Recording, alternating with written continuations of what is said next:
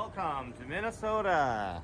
Podcast, we talk about us arriving here, our trip, what we're going to be doing in the next week or so. And we asked, crack him if you got him, son!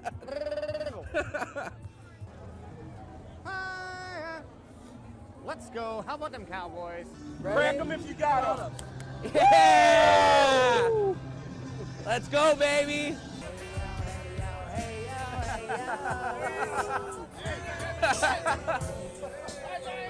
Please hit him. Somebody punch him, please. Hey, you want one of these? Coors? Dude, you got a yellow belly. You knew exactly what I know, you were looking me up and down. I knew what you wanted. You want a banquet? Yes. Crack him if you got him. Jerry! Pick us up, Jerry! We're not worthy! Oh, Cowboys can fan. Cowboys can. Like Canadian fan, can fan. Oh. Cowboys can fan. Love Canada. Yeah. I'll look you up. Awesome, thanks brother. Take care, man. And look, that's how you get subscribers. And nowadays, it's a dog-eat-dog world. It's a dog-eat-dog world. We gotta go on the street to get subscribers now. I'll be like, there'll be a guy at the grocery store and I'll hear him say something about Facebook. I'm like, oh, you do Facebook? You ever heard of CanFan? At Cowboys CanFan. Have you ever checked us out at Cowboys CanFan on any major platform? Because we're on all of them. Dude, go to tiktok.com/@CowboysCanFan. Yeah, we have a channel, yeah. What's your channel? Cowboys CanFan.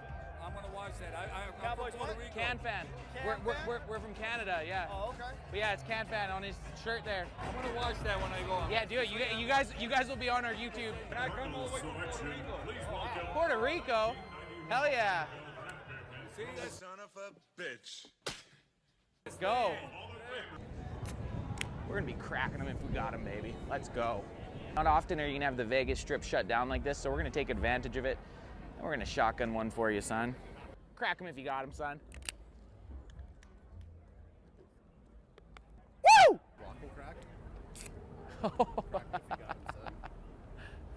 Crack them if you got them, son. Yeah, Raleigh, come on. I've never met a real Eagles fan in real life. I'm from Canada. This is my first time out of my country. Well, hey, I don't say this often, but go f yourself. Only an Eagles fan would have to promote a Giants or a different club's signage to try to get friends. Crack him if you got him, son. Crack him if you got him. Hey, he hasn't heard though. Do you know who's winning the Super Bowl next year? The Cowboys. The fucking Cowboys. Got him!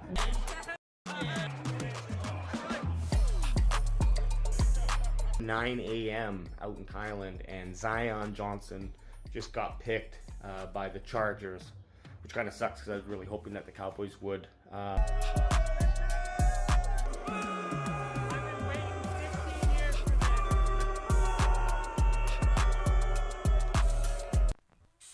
TJ Watt, that taking Taco Charlton over TJ Watt is probably one of the worst. What are you doing over there? I'm stretching my neck, bro. I love it because it is literally. I actually thought you were falling asleep, man. Hey, Paul, it is 2:30 here. It's 2:30 p.m. Yeah. 2:30 p.m. No, We've been drinking since 9 o'clock this morning. It is currently 2 o'clock in the afternoon. It's a long haul. And I kind of low-key hate the 10 a.m. games. Yeah. Oh yeah. Definitely. for sure, on a scale of 1 to 10, if you're getting turned up on a Turpentine 10 a.m. game, guess what? You're getting drunk. Yeah. Hot dogs. Cute guys, real cute. Yeah, there you go. Yep. Crack them if you got them. Yeah! Cowboys! Cowboys! I'll scream enough for all of us, don't worry. Crack 'em if you got it. Oh! First thing I gotta do when I get in is eat something. We got him, baby. Woo! Just sprayed the fuck out of him with that. Oh, there was nothing left. Oh, he got him. This is a private moment for us, but hey, we did it. Worth it. We made it. Yeah, blast so far. Every day. Hey, talk to me at the end of the game. If we get our fucking asses spanked like last week, I will cry in public. No, I have faith. We're not fucking losing today. At least we had one side of the ball playing. Crack him if you got him.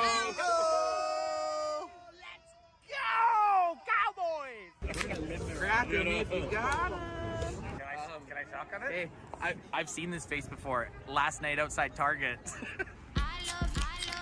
Crack him if you got him.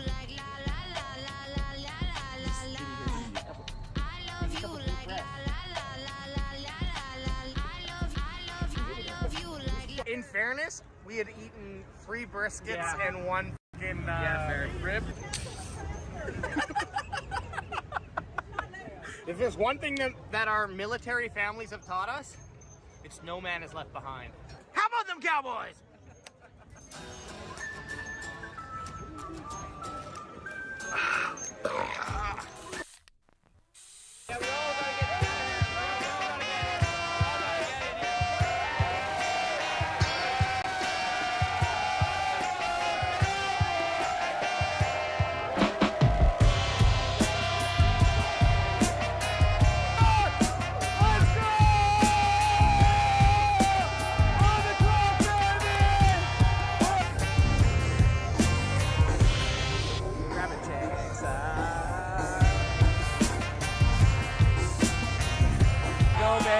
Let's fucking go. Who do we got?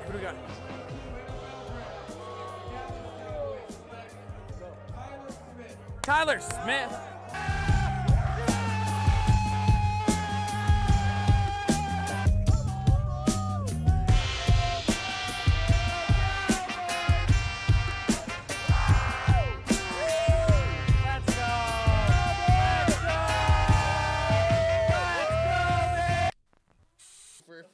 I was just trying to help you out and not. Oh, okay, good. Fuck you, dickhead. It's never nice. It's never nice. Let him pass it to Nat. It's voluntary. You need to acknowledge that. That shit is so gross. It's so bad it stains the bottom of Let's go, bro. Oh man, that is fucking nasty. Oh, Wow. Age, oh! Age, you're gonna make me puke. Just watching him do that almost made me puke. Well, I was close to 18. On the wrong thing, though. Hey, you guys want to give me some Off the grid. So It's like you. I say our podcast is like a good Quentin Tarantino movie. You don't know where we're going, but by the end of the cast, you're like very satisfied with what just happened. First time I've ever heard him say that, but I said agree. it. Well, I at least said it once. First before. time I've ever listened to you. See, this is what I love about you guys. You just go with the flow. This is what I love about it. What I want to That's because ask we you. drink the whole time and we just get so Yeah. off. But guess what? We will tie in the end. We tie up the loose ends that need to be tied. The ones that don't, no one remembers anyway. Okay, just give. Well, I have a question. Give a clean crack him if you got him, ass. Go for it. Crack him if you got him, son. Let's go, baby. Shotgun! So anyone watching right now, when Trevon Diggs I think the ball might have hit the ground. I think so too. I think so too. I think the ball might have hit the ground, but when Trevon Diggs gets an interception, we shotgun a beer up in this motherfucker. I think it might have hit the ground though. I think it might have hit the ground. That's a fucking interception. Let's go, baby! God, this is in here. I know. I'm actually. Are you feeling good? Oh yeah, I'm feeling good. AJ, get over Do here. you have the shotgun knife? Yeah. Shotgun knife is in hand. This great Swiss Army. Schultz on Banas. Crack him if you got him.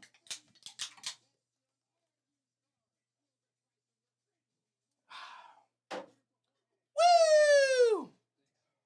Can Fan Podcast. If Diggs gets another. If Diggs gets another one, we are going to be feeling good.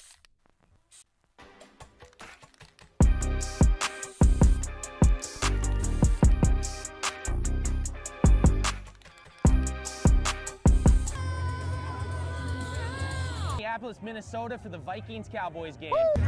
Crack him if you got him. Son. Shit. That thing's dope, man. You want Sam Williams? Sam Williams? I want a linebacker, but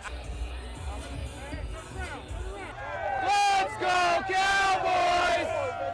Let's go, Cowboys! Let's go, Cowboys! Cowboys can't bad, baby. Let's go, son. Crack 'em if you got 'em. Welcome to Minnesota.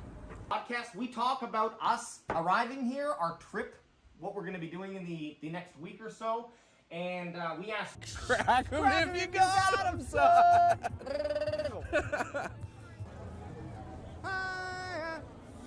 Let's go. How about them Cowboys? Crack 'em if you got 'em. Yeah! Let's go, baby.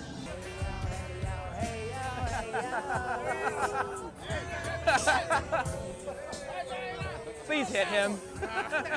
Somebody punch him, please. Hey, you want one of these? Coors? You got a yellow belly, you knew exactly what I know, you were looking me up and down. I knew what you wanted. You want a banquet? Yes. Crack him if you got him. Jerry! Pick us up, Jerry! We're not worthy! Cowboys can fan. Cowboys can. Like Canadian fan, can fan. Oh. Cowboys can fan. Love Canada. Yeah. I'll look you up. Awesome, thanks, brother. Take care, man. And look, that's how you get subscribers. And nowadays, it's a dog eat dog world. It's a dog eat dog world. We got to go on the street to get subscribers now. I'll be like, there'll be a guy at the grocery store and I'll hear him say something about Facebook. I'm like, oh, you do Facebook? You ever heard of CanFan? At Cowboys CanFan. Have you ever checked us out at Cowboys CanFan on any major platform? Because we're on all of them. Dude, go to tiktok.com/@CowboysCanFan. Yeah, we have a channel, yeah.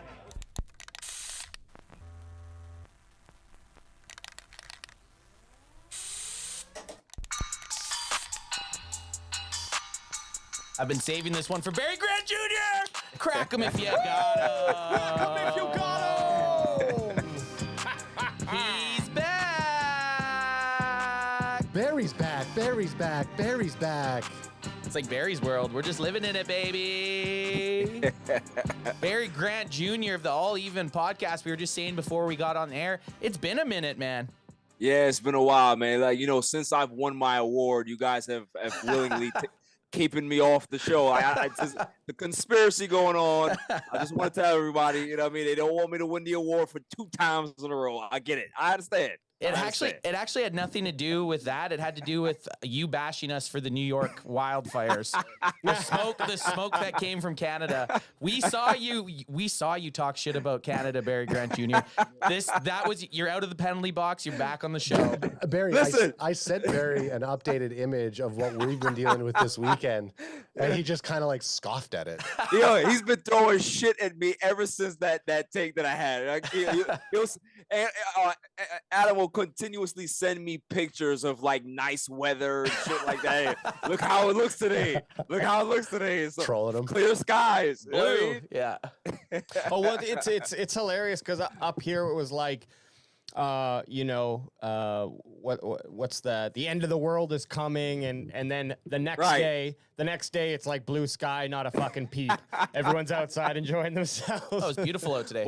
While we have fucking smoke masks and shit over here trying to survive. You know what I mean? Like, How is it there now? How is New York? Is the air quality back? It doesn't look like the end of the world there anymore? yeah, it's fucking great, bro. It actually got back like I think like maybe 3 days after that thing. So Oh, it was, nice. it wasn't that lingering of a thing, but like during the shit, like people were freaking out. Yeah. Like you had people coming outside with their Bibles. I told you, like, it's coming. Yeah, it's nuts. Crazy. That is crazy. Well, it's good to have you back, Barry. It's been, like we said, way too long.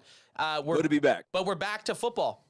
Yes, sir. We're back to the main thing that the CanFan podcast talks about. Important football. It goes through after the draft. Get that in you. Crack them if you got them over there. Crack them if you got them. We kind of went through that area of the season. You know, the draft was big. We had people on weekly. after the draft, it kind of went away, and now here we are. Yeah. We're back. We're in late August. We got Barry on the podcast, and we have actual important football just weeks away. And Absolutely. A good segue into this about important football coming up. There was some terrible news that happened at the Seahawks game, and we actually watched it live. The Cowboys lost 2 very important up-and-coming players that the team didn't think were going to be as important as they seemed to come off as. The guys we're talking about, obviously, Demarvion, Overshown, and John Stevens Jr., both out for season with their ACLs. Yeah, man, it's a tough loss, but they're young players. They can be able to bounce back. Obviously, they were gonna be in the plans this year because they've kind of worked themselves in, but the Cowboys have some depth that they can be able to bounce back quickly and kind of fill those spots or have other guys step up. So you know how it is in football. It's next man up, right? So we'll see how it goes. Yeah, and I thought about it. I mean, I really I started to get a really a big heart on for Overshown. Like I mean, he showed up. I started to get excited about how they were going to use him. The injury does suck, but the reality is we're not missing him because we never had him in the game, right? So obviously preseason's one thing. It's still something great to look forward to, and I think it was a great draft pick. But now when we step back and I start looking, okay, well, what role did he play? I still think we have those pieces in place. I mean, a safety can step up and kind of play what Overshown was playing in some cases. So, and we got a lot of depth in that area. And let's not sneeze. If we just look at our sneeze at our linebackers, I mean, like, remove Overshown, and I guess our top guys, of course, are LVE, Clark, and Cox, right? Yep. I mean, definitely Overshown stood out as a different kind of linebacker compared to those guys, but we still have 3 veteran linebackers. Yeah, the thing that was so exciting about Overshown is when Jabril Cox got drafted out of LSU, everyone was kind of hoping that he would have the camp and preseason games that Overshown basically came in and has done, right? This fast, rangy linebacker that finally we can kind of put out there in a spot of maybe a Jaron Curse for some speed stuff. And he was showing it. He was leading the charge. He was leading the chant out at Lumen Field on Saturday night. It's like, okay, this kid, we might have something here with that 3rd round pick. And then just like that, he's gone for the year. So he's just, it's shitty because I was looking forward most to him out of any of the rookies to play. So it's kind of, it was a kick in the dick watching that live because he walked off the field after he went down. He was laying on the sidelines. We're like, holy fuck, it's Overshown. He's down. He walks off the field. We're like, okay, sweet. 4th quarter now, I'm like blackout drunk almost. And Reggie Noble, one of the guys that was down there watching with us, hands me the phone and it just says Overshown torn ACL, and my little heart sank. Yeah, we just dropped a video where it shows our adventures at Lumen Field, and you can see it. You can see Anth live in person, him and Alex reacting to the Overshown, Overshown needs. Classic Can fan lore. Classic. When we look at these linebackers, though, the other guys who kind of got unfortunate, but you got to take advantage of those of these opportunities when they present themselves. And as you said, Barry, next man up. So the next 2 guys that are here in the Blogging with the Boys article I'm looking at, and I tend to agree, these next 2 guys are the ones who can come in and fill a role there. Devin Harper and undrafted free agent, or rookie, I guess, Isaiah Land. Yep. Which it was weird when we were down at camp watching Land a little bit. It was kind of weird to see the position that he fit in. He kind of looks more like your prototypical linebacker. He kind of reminds me more of like an Anthony Barr type than an Overshown type. But you still need those guys. Linebackers, it's those guys like linebackers and CBs. You need a shit ton of them because they both play.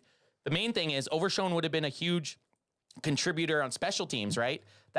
Sure, he might not be starting every play on the defense, but he would have been covering punts. He would have been on kickoff, probably would have been on punt return, right? So now you're missing this big athletic dude.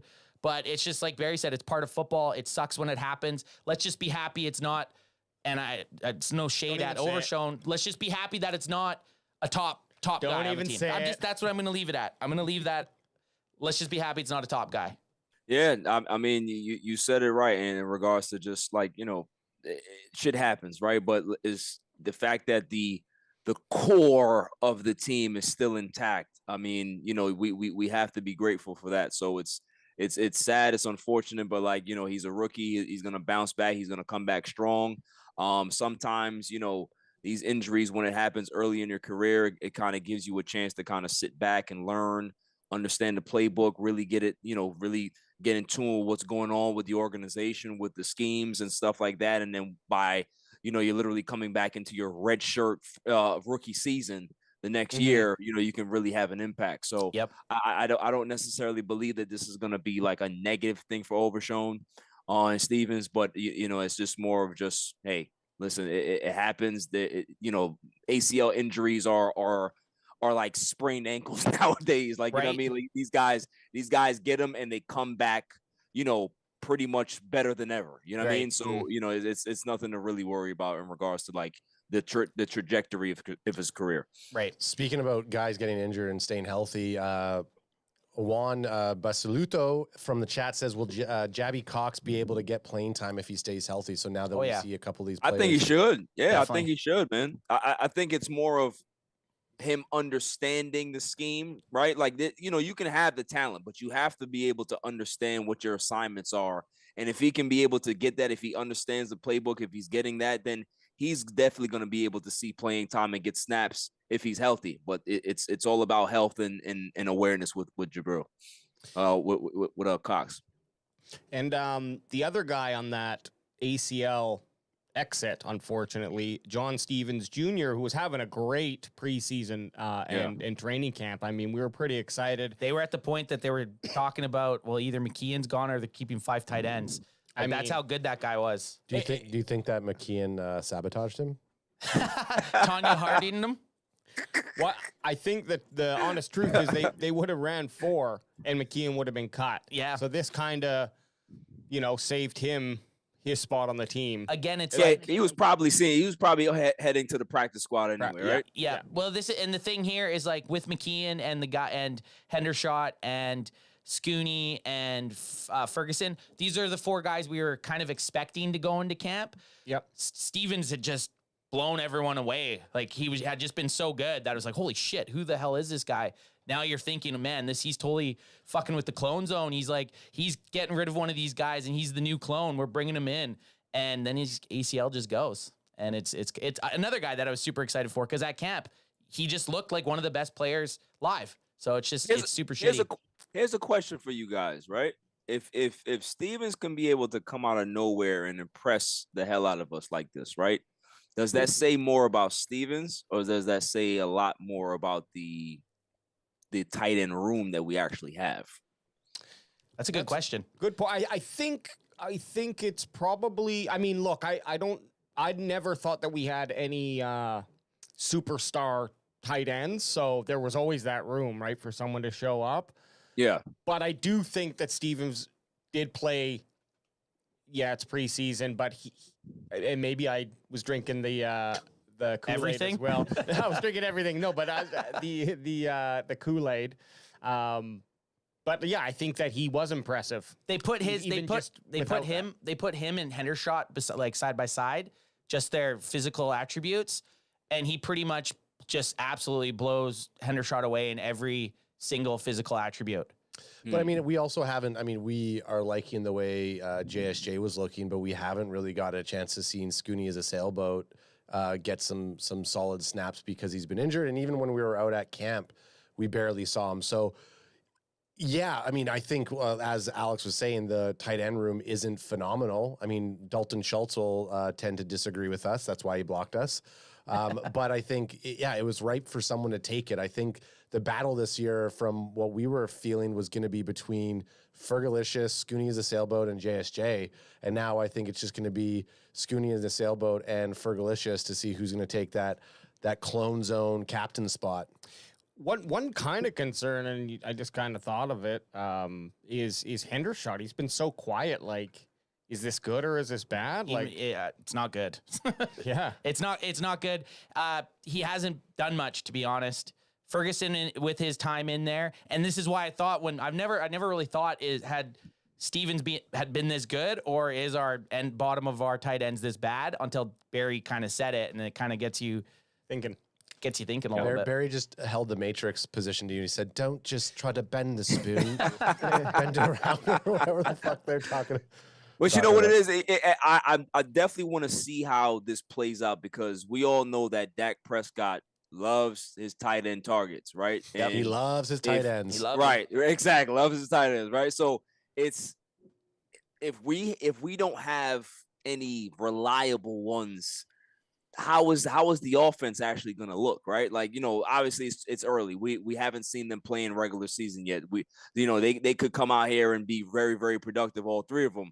But, you know, it's kind of concerning that we still haven't had any of the mainstay guys that have been here kind of say, you know what, he's solidified his spot as, you know, he's that guy. You know what I mean? Like everybody else is kind of just like, you know, waiting for their spot behind him. But this is the guy. This is the surefire starter. He's the dude, blah, blah, blah. It's like, I'm not too sure about what we have here. Well, man. And that's why Stevens was so exciting, right? Yeah. Because you didn't know what you had with him, right? Yeah. We hadn't seen him with the ones, right? He had just been burning the twos any chance he had. So it's like now you put that guy into the ones possibly in a few reps during a game, and who knows what could happen. Like he was, right. I'm always looking for that guy in preseason that just looks has that thing, right? You're like, okay, this guy's clearly the best out of these third stringers, like by a lot, right? And then you need to see the next step where, well, is he shittier than the first team, or does he get elevated when he gets put in with the ones, you know? And that's always that's the exciting part of preseason for me, is trying to see that kind of guy happen with Dak Prescott. It did. His rookie season, he was out there. He looked like the best guy on the field, and then kind of just went into the season like that. So I always like to see that in preseason. Absolutely, me too. Double R says TE room is going to be okay. Ferguson is going to step right into the role of TE1 in his opinion. I hope so. And then Llama Gamer says, when Schoonmaker scores, are we going to chant Schoon? I think it's sailboat, or I guess sailboats don't have horns, do they? It's just like a sail. No, they got like a foghorn or something. Yeah, well, when Scooney does anything, we'll definitely have the schooner is a sailboat. You could say Scooney rams into the lighthouse. Please don't ever say that. He just rams. Now that's catchy. Now that's catchy. So this is kind of the opposite side of what we just talked about guys showing off and killing it in the preseason. This next article is talking about our first round pick, Mazi Smith, and should his play be a concern for the Cowboys? Crack him if you got him over there, AJ. You warn me before I can give you some airtime there. Show you cracking that there. Sometimes the sound is just... I just like to pop a question off with a I know he does. So I'm going to ask Barry... You've been waiting for a while to pop it. I'm going to ask Barry here. Okay, Mazi Smith didn't have his greatest game against the Seahawks. There's footage of, the all 22 film of him getting blown up off of Charbonnet's big Charbonnet off his big run, and there was a couple plays where he just totally got boxed out. I was about to ask Barry and then still answer the question. Barry, what do you think? Which I always do. But I like it. Is it concerning right now, Barry?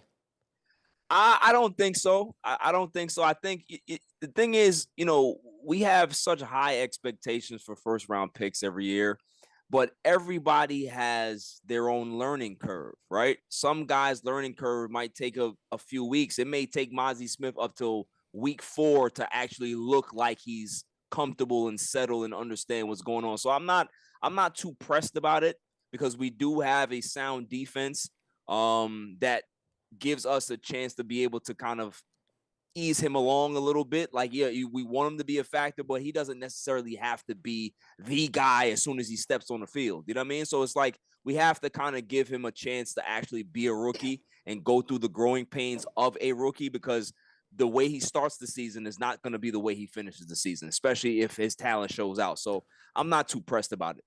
Look at Micah. Look at Micah in his first season. He didn't.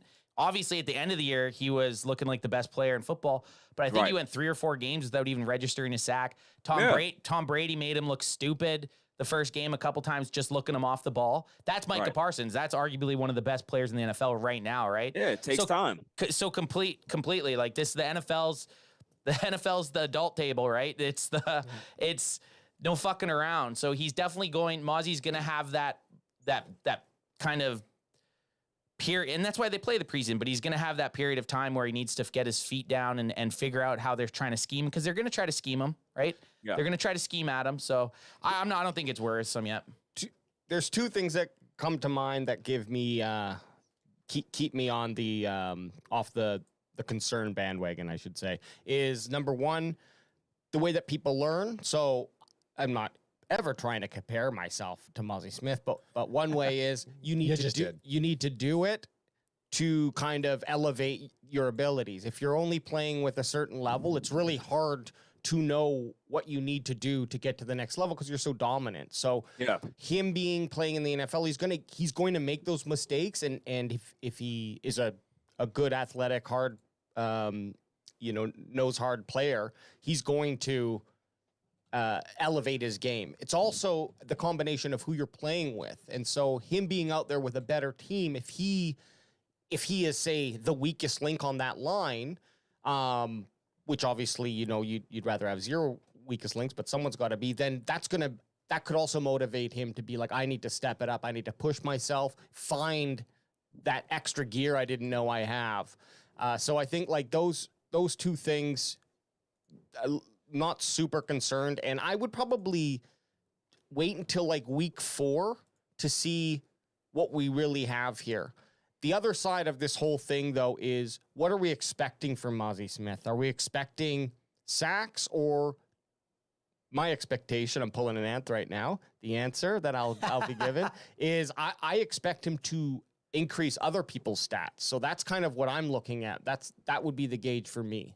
Yeah, like he can be one of those guys that just kind of like eat up the line and create holes for other people. Like there's different roles for everybody, man. And I think with the NFL now, especially, the modern NFL, is that we want instant impact. Like, hey, you're a rookie, you get drafted, we need to see you.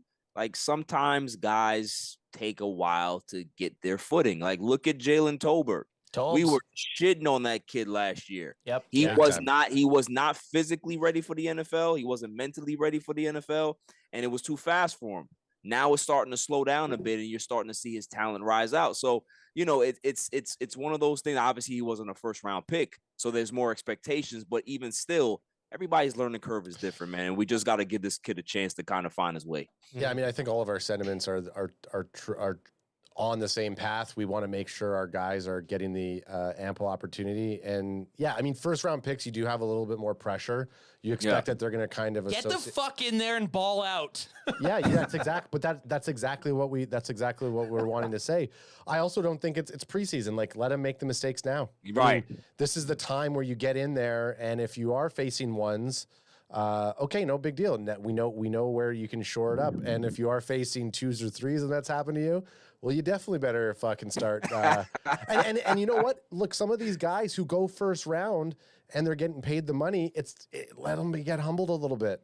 Well, the good thing about this is it's not a strength thing. You've seen his workout videos. The guy's probably the strongest guy out of the draft class. So it's not a strength thing.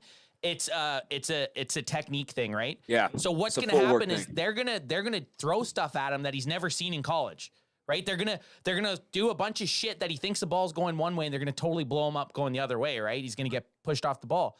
The trick is you have it happen to you. Now you have the strength and speed next time to get back past that. So it's learn and adapt. So the one good thing for him is he's got the strength and he's got all the physical attributes to beat that. It's just getting the experience, and it's growing pains. And we have to be confident with the surrounding cast that he has in terms of coaching and players. Like, he has all of the tools available to help him accelerate his technique to the point where it needs to be. So yeah, that's what a Grade 7 network in the chat is saying. Mazi Smith is another chess piece for the master chess player Dan Quinn. Our boy, 2-time CanFan Award winner Baji Eric is saying, I'm expecting the Mazi effect. Parsons and D-Law will have career-setting years. So, Ooh, I like it. I think, yeah. Career year for D-Law. I like it. Wouldn't that be something, huh? Coach Law. So we're all saying it's nothing to worry about. Here's just one comment. Oh, here we go. That crack him if you got him, man. Crack him if you got him. Crack him if you got him. So I don't know who Brian Broaddus is, but I really like he's that a big name. Cowboys guy. He was a scout for them for a long time. and now he's kind of moved. I think he works for 105.3 The Fan. Yeah, don't embarrass me next Big time. Like big that, Cowboys AJ. guy though, but he's good. You like Hey, this you is like my him. third season, dude. I know Joe. our third season. This is our third season. And guess what? My- I didn't know who Brian Broaddus was either, so I'm glad you asked it instead of me. I'm asking for an extension at the end of this year.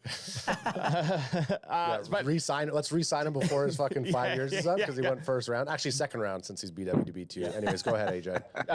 Jamie Morris here online asks, "Is Mazi who he is?" Okay. Is Mazi what he is? Should we not expect a lot? Got you, It's Bay. just a weird way to ask the question, but so and then Brian brought It is weird. Is Mazi what he is? That is weird. Should we not expect a lot? And I get it. You're speaking in tongues. I feel like people ask that about me a lot. Should we not expect a lot about? Oh yeah, all the time. We get DMs all the time about that. Should we not expect a lot from the dude on the couch? I mean, the first round pick thing is what everyone is rightfully up in arms about. But Brian says 2 things to watch: how does he play the ball at him, and do the guys behind him make all the tackles? If you see the ball bouncing to the edge, he's doing his job. He's actually playing doubles better than singles at this moment, Which is crazy. Interesting. And that's a leverage thing again, right? Because when you have 2 guys, there's only one way to push. And they can't go. They You're- can't. Yeah, you're going in the middle of them, and you're gonna go as fucking hard as you can. Don't point at me. I'm pointing at someone. I'm pointing at both of you. I'm about to Mozzie Smith the fuck out of you guys right now. Get barreled over? Is that what you're gonna do, bro? No, only single though. But that's the issue. So right now, when he's getting double teamed, it's not hard for him because he knows what he's doing. The issue is when he's getting attacked from an angle that he's not expecting. Well, that's why I said when you were pointing at one of us. Little bitches over there. Yeah. Hey, fuck you.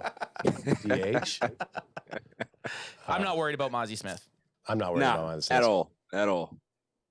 Well, we had some other not so bueno news pop up here about our boy Sam Williams. Oh yeah, who's been having not a bad preseason or been playing very well. Yeah, he played very well last year. They showed with the amount of snaps that he had. If he played the same amount of snaps as some of the starters, he would have been almost leading the team in sacks. Yeah, exactly. So he played great last year in limited reps, and he's had a pretty good preseason. He had a sack, I believe, against the Ones in Seattle, and he's just been doing his thing. He's been one of the guys we were really looking at to take that second year step. Well, he's been a very bad boy, and he was arrested on Sunday. For possession of a controlled substance, which is weed. Like, let's just get that out right here. It's weed. Like, when I first read it, I was like, it's meth. Well, that's the thing. He had meth. Fentanyl. He's a fentanyl addict. He's a fentanyl addict. Like, I hate they control substance. Like, come on, just put weed in the title. That's not a lie. And the unlawful carrying of a weapon. So, both of these, I believe, one is a state felony. And one is the weed charge is a state felony, and the, really, and the unlawfully carrying of a weapon is just a misdemeanor. That's absolutely bonkers. Well, like the confusing thing is like you're legally able to carry a weapon in Texas, so why are we carrying an unregistered weapon? Well, no. So I read into it. I read into this while I was eating my Subway at lunch. So unlawful. Well, hang on a sec. You can't just drop Subway. What did you have at Subway? I had a foot-long oven roasted chicken with all the veggies and some bacon on it. Hot sauce?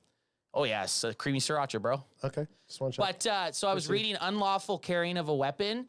You get that if you're under the influence. So if they thought he was stoned and he had a gun, that could also be the case for why they called it unlawful carrying. Oh. Okay, that makes sense. But I don't know if it is. That's why I said we need to have a bit more come out about it. Like the controlled substance is very vague. Yeah. Unlawful, like, you know. It's I think it might be a nothing burger. Crazy that's a felony though. The weed thing is a felony in Texas. That's fucking mind-boggling. It's a state felony, so I think it just has like it's just put into a category where they can give you like they can just give you sentences without. So I need to ask Barry about this because in Canada we don't have misdemeanors or felonies. So like, what is it? A huge, is it the way they talk about it? Is it a big difference, a misdemeanor and a felony? Like, what's the difference between them, Barry? Because I have no idea. Yeah, it's a big difference because a misdemeanor, that can kind of get expunged off your record pretty quickly. If not, it doesn't even show on there after a while. Felony, those things stay on there, right? Okay. So it's one of those things where if it's a misdemeanor, you won't even hear about it much after that. So it's Yeah, it's actually a big thing in regards to the language. The verbiage is important. So, like, if it's a felony, there's a possibility that he could get. Well, yeah, like he might have to, fine. Misdemeanor comes with, very minimum penalty, maybe a fine. A felony can come, it depends on what type of felony it is. Class A or whatever it is. It's definitely different. But yeah, depending on what the actual state is and how severe the penalty is for that felony, you can probably do 30 days, or you can do, some community service or whatever it is. Like it all depends. Texas, their laws are extremely crazy, so you really don't know. Well, what's what. Well, Bocce Eric says, but state laws in Texas don't apply to the Dallas Cowboys players. They can do as they want. They play for the goddamn Cowboys, America's team. They're basically national treasures, all of them. That is. Get this man in the courtroom when Sam Williams has to go.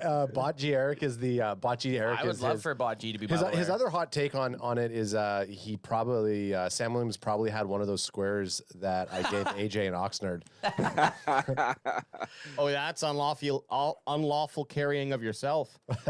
So before we move off this, Cowboys owner Jerry Jones makes tone-deaf joke about arrest of defensive end Williams. So I just saw this as we were about to go on air. Jerry. And first of all, there's our guy. Yeah, so Jerry was like, first of all, I'm seeing that he is, which is more often the case than not. This sounds a little hollow, but he is maturing. And he is. What, was he going 60 miles per hour when he was arrested this year? So he's 34 miles an hour less this year. 98 to 66. That's improvement. We'll keep working. We'll keep getting it down. That's what Jerry said. mean, I think that's funny. Listen, let me tell you something about billionaires, right? They are never going to look at anything as a negative. They will spin everything into a positive because that's how their brains are wired. They don't think about failure. It's always, okay, what is the light at the end of the tunnel? I got to make sure I find that and make sure I hone on that. Like that's what Jerry does, man. Like he's always going to find something to just spin it. You gotta salute the man for that. Oh, definitely. And I do. And well, Anth shook his hand. How's that stinky little palm going that you haven't washed? Hey, look at that. Haven't washed it. Smells like salt. That's a Jerry Jones signature right there, fellas. Big Jerry said, I said, hey, we're from Canada. We came all the way from down from Canada. He said, glad you did. No eye contact. Yeah, didn't even look at me. Just glad you did. Probably didn't even hear what I said. Just glad you did. But I'll just ask you guys this all right now. Does he miss any games from a suspension? No. I think Max would be too. I think you mentioned that, Anth, but I don't think so. I think the fact that he's practicing the teams kind of well, Jerry just really swept that under the rug. So I don't see it being anything because it's really nothing came out of it where he was like an endangerment to another person or something like that. I mean, of course, yeah, having an unlawfully carrying a weapon charged with weed or a controlled substance, it looks bad. But I bet you when you break down the facts and the NFL looks at it, they're like, yeah, we have guys who can do this, who can smoke weed in another state, and he can. So, like, there's a lot of gray area, a little bit of a gray area. Now, that being said, it really depends on how the NFL is going, because the NFL kind of really fluctuates what they do year to year. And sometimes they start heavy on something at the beginning, and then it's not so heavy at the end, like the inconsistencies. So luckily, I don't think we've heard a lot of players getting into trouble, and that can be a benefit when it's kind of a solo incident. When they start piling up, then the NFL sometimes feels like they have to time make to a crack move. down, drop the ban hammer. Ad, what do you think? Misses any games? I don't think he misses any games. No? So you're saying zero? Because, like, yeah, it seems like such a. It almost seems like it's just a whatever. Well, I'll back this up with some stats. While I was eating my Subway, I went through and looked at every single sriracha cream fucking stat mix there, dog. I went through every player that's been suspended by the NFL this year. Oh, so did you just fucking gaslight me there? Yeah, bro? I did. Yeah. No, actually, your answer is probably leaning to the right answer. That's every person that's been suspended for the NFL policy, like endangering the league's outlook, has been domestic violence when it's been anything other than PEDs or gambling. So there was two domestic violence charges that guys got suspended for, I believe, 6 games, and then the rest were PEDs or gambling. So nothing, I couldn't find anything even remotely close to this that someone's been suspended for yet. So I'm going to go with no. And possibly two. But it is the Cowboys, so there is a first half for every. Yeah, fair. Hope he doesn't get it. I hope he doesn't. You look like some sort of West Virginia damsel with that fan over there. You do. Hey man, this is straight Mr. from Pettibone. This is straight from I Oxnard. so declare. Mrs. Pettibone. Mr. Pettibone, get your hands off my bosom. I'm just glad you didn't say some fat guy from the South. I'm glad you said some dame in distress. Thank Delaware? Yeah, I was thinking of the teacher and the water boy. you. Yeah, that's you, right? That was my first thought when you said it. And I was Yo, like, mama, don't know the fucking Colonel Sanders looking guy from the water boy. I'm sorry, Mr. Sanders, whatever he says. Yeah. Anyways, hopefully Sam Williams can get his nose clean and figure it out and stop getting into news like this. Well, we had a little mini convo here. Well, not here. In our IG chat about, is this a stock up or stock down on Sam Williams? And I don't know who wants to share their first thought. I thought it was a stock down. And just because it's been multiple times within the last 6-8 months that he's been in the news for the wrong thing. And yeah, Jerry made a joke about it. Yeah, he's driving faster this time. But I mean, 93 miles an hour in a 55 in your Corvette, weaving in and out of traffic. That's some sketchy shit, man. That's pretty sketchy to do.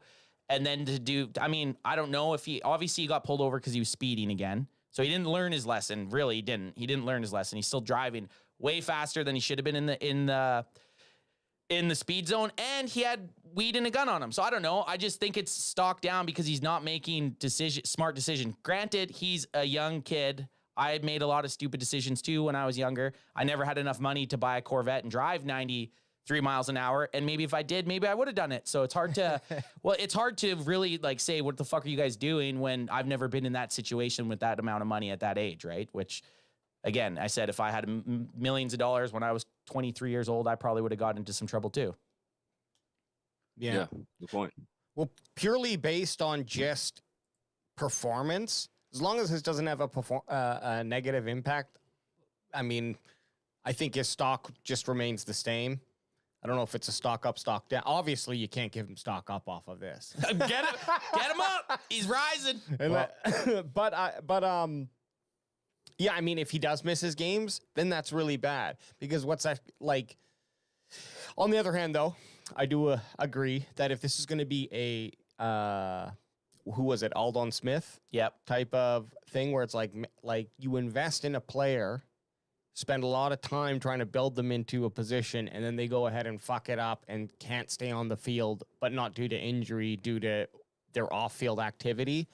That's a huge concern. That becomes hard to trade. You pretty much let him go to free agency, cut him, and he goes signs with another team and tries to rebound, right? Like, we see that sometimes it works out for the player, but this is an environment you want to be in, I'm sure. So I really hope he does smarten up and we don't see any more of this shit. But yeah, it's the whole. In another 8 months, we'll see if he does something again. As long as he can break the pattern of 8 months, right? As long as nothing happens for the right, And again, I don't know, Barry. What are your thoughts on it? I think it's a stock down, but for different reasons. For me personally, it's more of, these players are an investment for future, right? So it's one of those things where, like you said, and I agree with you that he's a young kid. He's had millions of dollars at his disposal. He's going to do some stupid stuff. But you also don't, if you're somebody who's in charge of, giving him a paycheck or, signing him to a long-term extension if he does produce the way that you want him to, right? These are things that you have to kind of have a list of things of okay, this is a red flag here. We need to make sure that we keep this here and don't sweep it under the rug because, you give somebody money, they don't change. They kind of just it only exacerbates their personality and their character. So, you have to see how it continues to progress. If he continues to be a knucklehead and he's a great player and you want to pay him, just know that this is going to be a trend that continues to happen. Yeah. So, you gotta, it's like buyer beware at that point. Yeah, I kind of agree with you there, Barry. I mean, you have a sense of responsibility when you're becoming a professional athlete who's going to get all that money. And if you don't take the responsibility of what that means, then obviously you're not going to have opportunities in the future. But at the same time, his boss didn't give a fuck. Yeah, right. But I mean, at the same time. Well, like, imagine you like doing this and being like, "Oh shit, Jerry's gonna kill me. Like, he's gonna be pissed." And then he comes out, "Well, at least he was going slower this time." Yeah, well, but 93 in a 35 zone, yes, that's excessive. But at the same time, like, was it 50 a block away, and then all of a sudden it dropped down to 35? Like, I'm not trying to defend. I know I've seen you drive. I know you're not trying to. Yeah, but there's like everybody, a lot of people speed, and it's not just these football players. So like his it is miles though. Keep that in mind. Yeah, 90. Okay, let's put 93 into kilometers. That's like 100. It's gonna be like 150 kilometers. Like 150K. Yeah, I don't ever go 150 kilometers. It's 149. Yeah, that's fast, man. Yeah. Yeah. So you cut me off before I was going to finish. That's fast. That's exactly what I was going to say. I don't think I would ever be going that speed, but at the same time, you have a Corvette. You want to let it rip. Like, come on. Right. Like, what are we doing here? So, and then this second one here, it's like, yeah. I mean, you got weed on you, and you're driving a little bit fast in a speed zone, a lot less, and you got a weapon. I think the only thing that I don't like here is the carrying a weapon. It's like, dude, just fucking get it registered. And if you can't get it registered, hire a fucking bodyguard. But the weed might have canceled that out, right? That might be the thing. I think he might have been high and then didn't get his weapon registered. No, you're saying if it's a registered weapon and he's carrying it. If he has controlled substance, it might. That's the willful. Okay, well, look. So, hey, this is TBC. To be continued. When we're in Dallas in we'll have to get November, we're gonna find this out. Hey, new CanFan video. We're gonna test the Sam Williams scenario and see what it was. We're gonna see what happens. Would we be able to get a gun in Texas? Like, would they give us a gun? No, because we're not a U.S. citizen. I bet you we could find a place to get. Well, you can find a gun. We could find it. I'm sure you could find a place to yeah, we can find a gun. Okay. I just legally we can't get. Well, you don't think legally? Okay, that's a big. And even then, like there is a time period. But anyways, I believe, and please, someone fact check me in the chat. You have to, if you're buying a weapon in the United States of America, you have to be a citizen. Probably, I'd hope. I mean, through the legal means, absolutely. Yeah.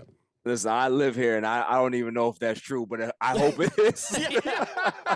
Now, question: being an American citizen, Barry, like growing up knowing that you have the right to bear arms and carry, like, is that just a thing? Like, do you guys grow up knowing that you can actually buy weapons? It's very common. When we go to the States, there's this weird, unsettling feeling that we get as Canadians. It's like, man, everyone's going to shoot us. Everybody, yeah, they're going to know that we're Canadian. They're going to hold a gun to us. That's why when you see me in the Seahawks video, I know that everyone went through a gun or metal detector. So that's why I'm going off, because I feel safe. I have this false sense of security. Yeah, and as soon as we got back out to the street, and took his jersey off, put on a blazer jacket, walk 10 feet ahead of you guys. Come on, pick it up. Bocce Eric saying absolutely fine. Any gun show expo, cash is king. Paperwork takes care of itself. So I guess, hey boys, we're buying guns when we go to Dallas. I'm just scared about the. I mean, I just want to go watch Dallas play. I don't want to go and. No, we're buying. I shouldn't have. You brought it up. We're buying guns. I suggested He's not going to tell us no, and we have a gun to his head. Okay. Anyway, stock up, stock down. Preseason week 2. Crack them if you got them. At the Seattle Seahawks at Lumen Field. Barry, any guesses of who might be on the stock up, stock down list? Oh my goodness. Stock down. Stock up. I think Tolberg probably be on your stock up list. Okay. All right. Okay. Give us one stock. Give us one stock down. Stock down. Oh goodness. I mean, is Overshown getting hurt? You know what's funny? I thought about giving that as my answer, but I just couldn't do it because I was so mad about him getting hurt. But I did think about that. I was like, well, he's hurt. His stock is technically down because I did think that. We kept any injury related things off. I guess the Off best of it, way, okay. So the best way to look at this, Barry, is from Jacksonville to Seattle. From that point on, kind of stock up, stock down. Like, did they improve from Jacksonville, or did they kind of, And if you don't have a stock down, that's good. That's fine. Yeah, I had a hard Yeah, time. I don't. had a hard Yeah, time. I It don't. was I don't harder. necessarily have a stock down. I think if you want to put somebody out there,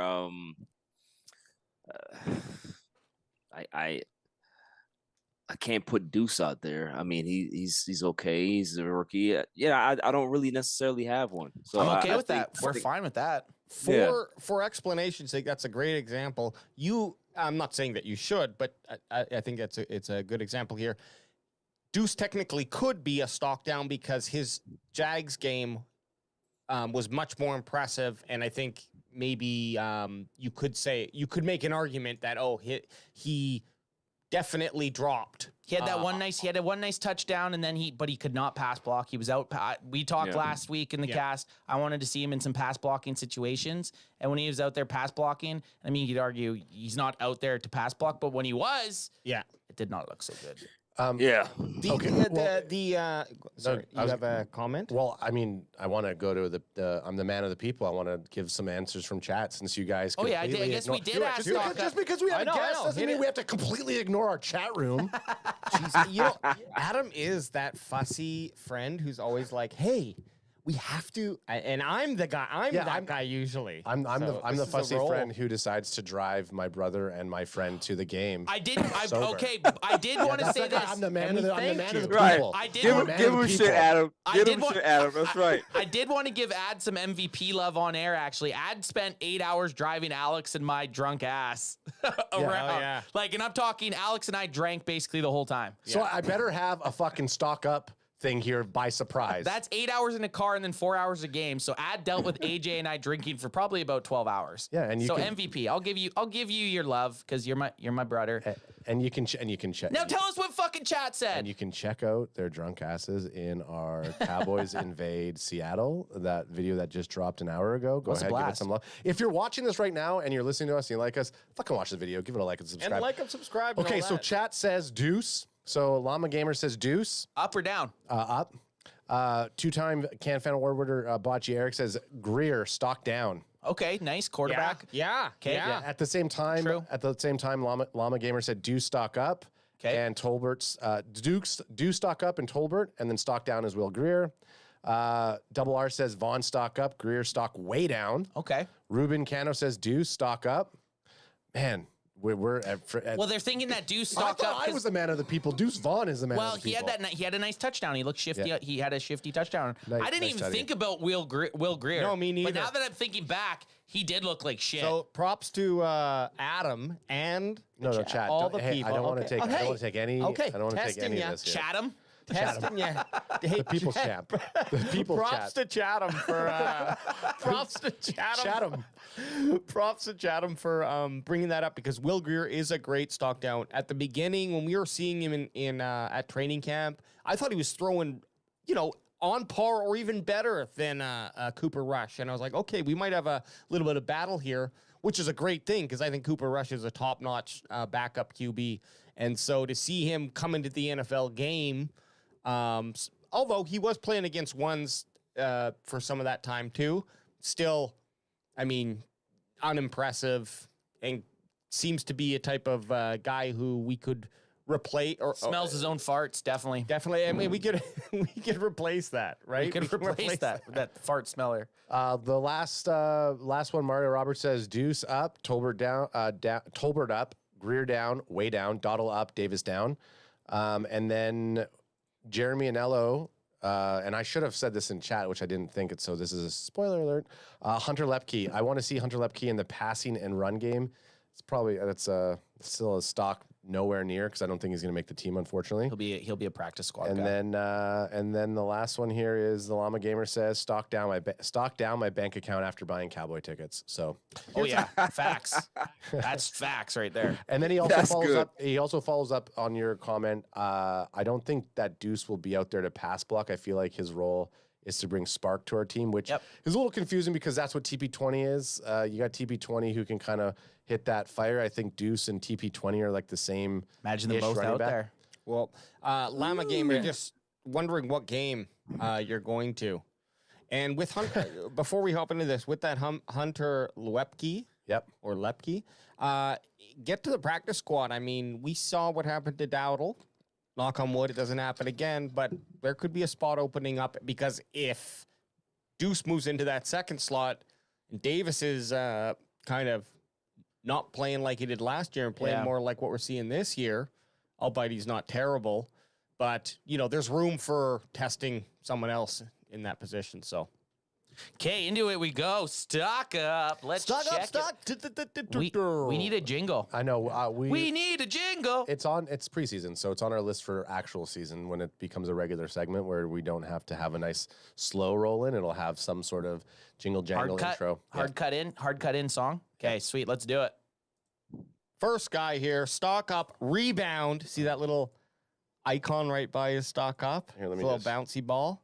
Adjust if you're just listening to this I see that. If you're an audio listener and you're like, what the hell is this guy talking about? Yeah, you need to head over to youtube.com/@CowboysCanFan or just search Cowboys Can Fan on YouTube or Google and come watch the show. So I'm going to run through his stats here. Rico Dowdle's week 2 stats. He had 8 carries for 38 yards, which makes a nice 4.8 average, 0 rushing touchdowns and a 9 long. So nothing flashy in the run game, just very consistent. I sometimes like that though. Just your long is not, say 30 yards. So like he broke for 1 long play and then, which is still, you know, that's still exciting. Yeah. Like his average is 4.8, but he had, 8 carries and, a long of 30. Exactly. So it was literally every other carry was 1 yard. Yeah, no doubt. And then he had 2 targets, 2 receptions, 100%, with 1 touchdown for a long of 8. For a second, when I saw 0 touchdowns there, and I was just reading the receptions, I was like, Anth was fucking telling me he got a touchdown. I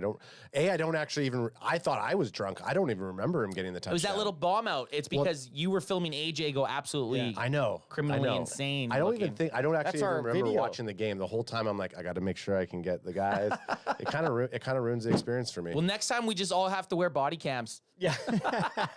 What are we, the police? Yeah, okay, so which equals his preseason stats, 14 carries, 59 yards for a respectful 4.2 average, still only along a 9, 6 targets, 5 receptions, so he's been a threat in the passing game, 42 yards, 8.4 average, 1 touchdown, 21 long. I like to see what he's been doing out of the backfield in the receiving game. He's had a very good preseason up to date, and without that fumble last week on the half-yard line, he has a rushing touchdown. He doesn't have that fumble. He's probably on the stock up list back-to-back weeks. Yeah. So to me right now, Rico Dowdle is the RB2 in my mind. Yeah. Boosh. I won't argue with Cowboy Nation will disagree with you, but that's okay. I really like his preseason stats. I mean, I do want to see a three-peat because I think he needs, I shouldn't say a three-peat. I need a repeat of this second game. He needs to keep that average going, get a rushing touchdown, and I think that really puts him in a good place. And, you know, you look at it, what he's got here in terms of the split that they're using him.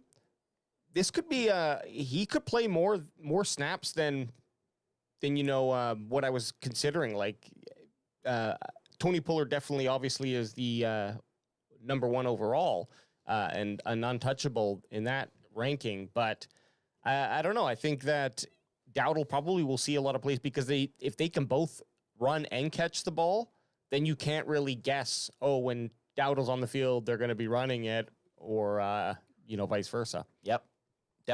Definitely. I would like to see him in pass block, and I haven't really watched him pass block. I don't think he had very many opportunities, so I'll have to look back into the game to look at that. But yeah, I was thinking the same thing in regards to pass block. Yeah, which is we need to have that back who can. And again, I thought Hunter Lepke was going to be the one that could help come in and service that with some of the backs that we have, but he's not going to make the team, it looks like. So yeah, we need Dowdle or Crash Davis to step up and start blocking some shit, you know? Yep, definitely. We are going to see a great difference in our offensive line pass pro this year without Zeke. Yep. It's going to be felt. Trust me. There's a lot of little plays that he used to just nip in the bud that we're gonna really have to like hyper focus on this season, because it's gonna get exposed. It's a natural decline because you had such a great pass protection back, but it is what it is. But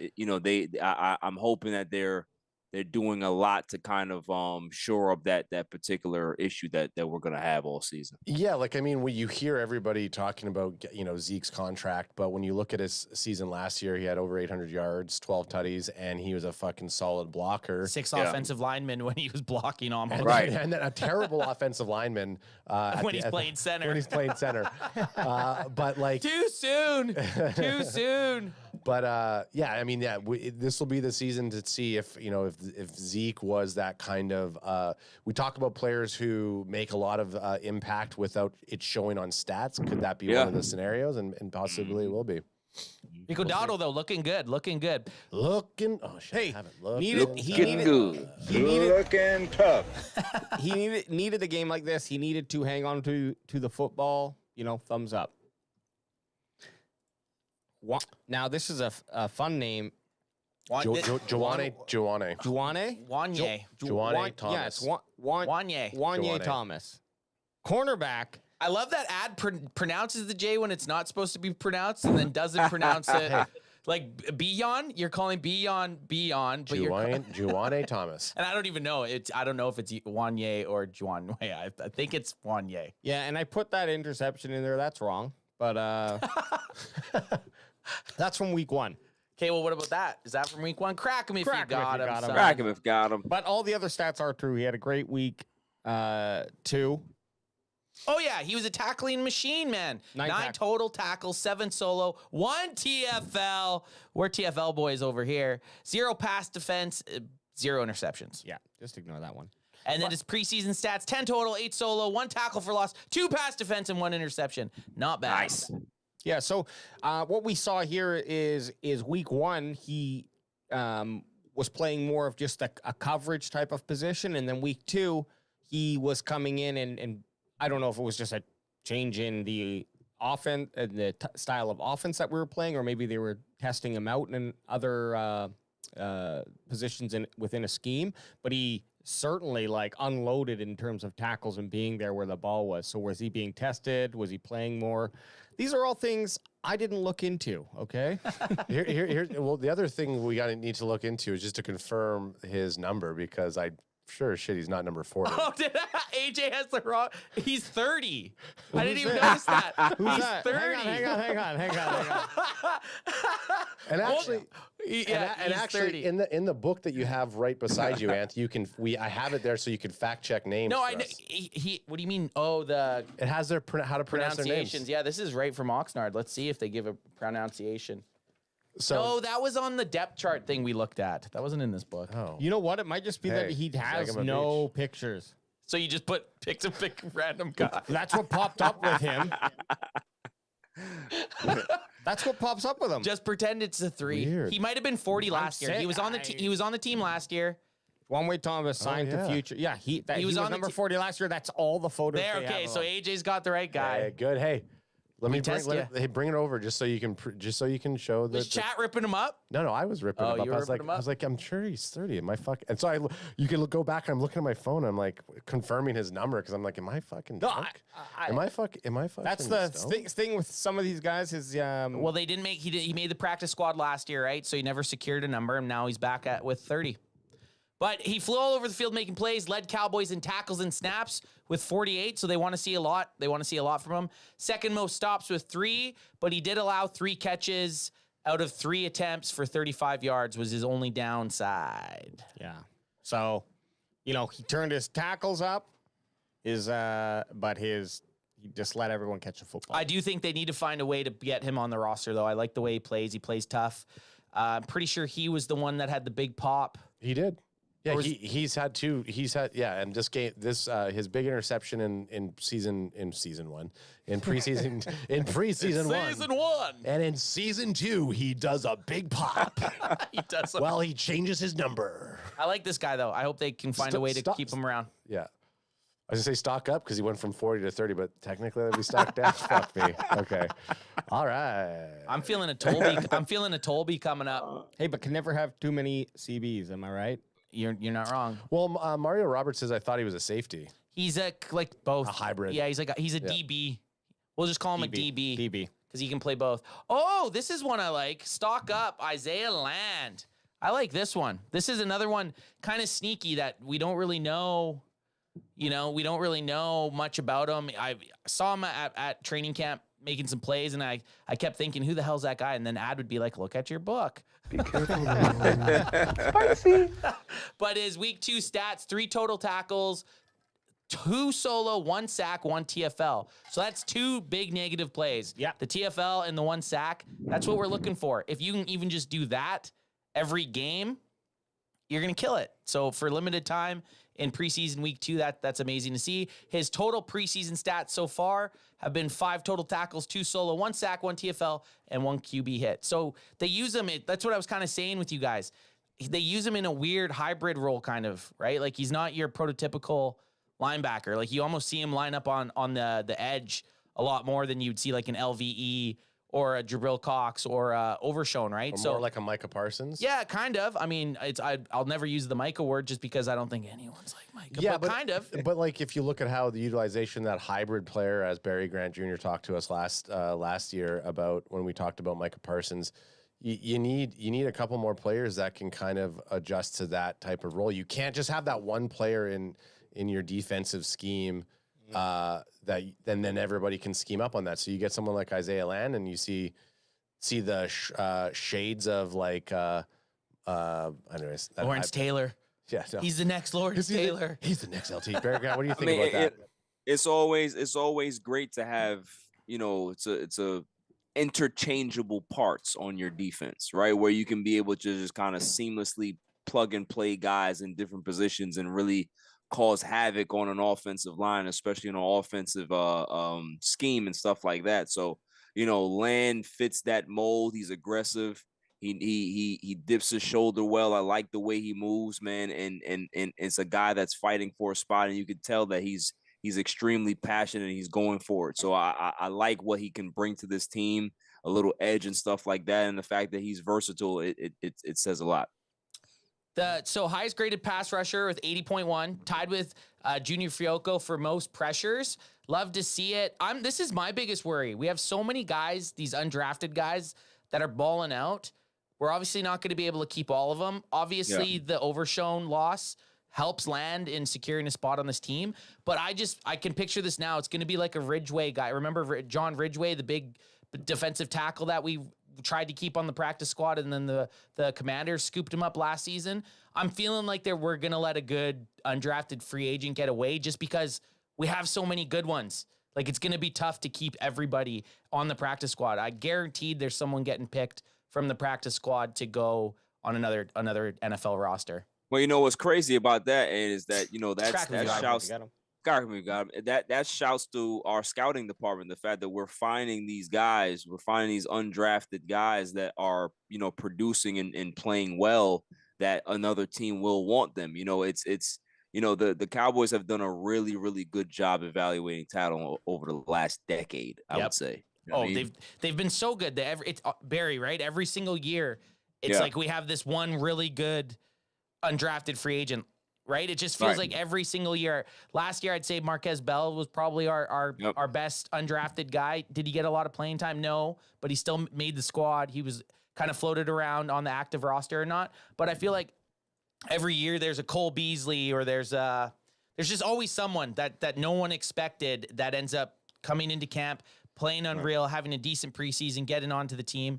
And I think there's definitely a couple guys that have the chance to do that this year. Yeah, absolutely. We have Jeremy Nello saying, I heard Bell is going to play that Overshown role now. Okay, he's a good rangy size guy. And then he also says, I heard Land got the most pressures out of all the rookie edge rushers in the NFL. Oh, wow. That's impressive. That's why he's on a stock up, baby! That's a stock up guy. And Eastside Herald, that plug is back in the chat. Bitch.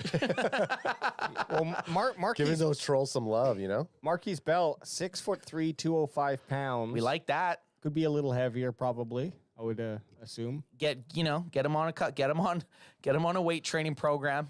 Get him on a program. Give him a couple months. But that's a nice size. That's a good size. Good Yeah, height. you like the size from the boys, Size right? queen. He's a size queen, you know. He's size queen. Size does matter to AJ, you know. That was a Freudian slip. I meant size king, but Do you have to have that happen to us when Harold's in the chat?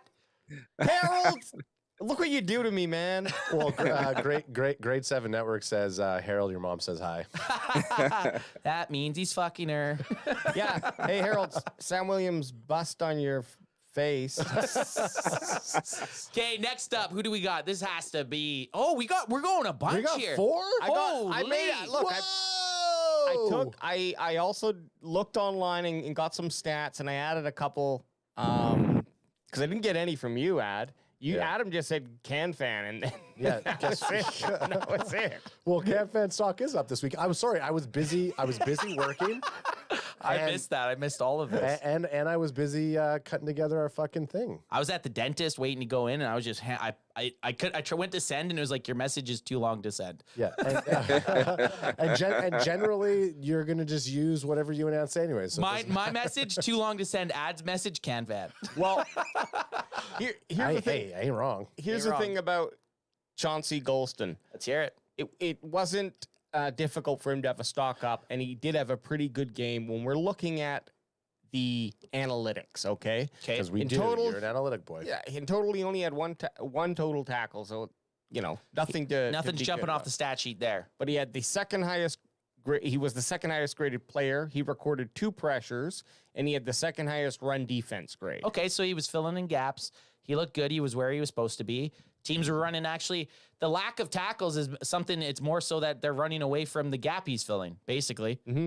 So no sacks or TFLs is a downside, but the tail of the tape isn't always the tail of the tape, is it? No, and like what did that guy say? Bobby Babadowie or whatever his name was.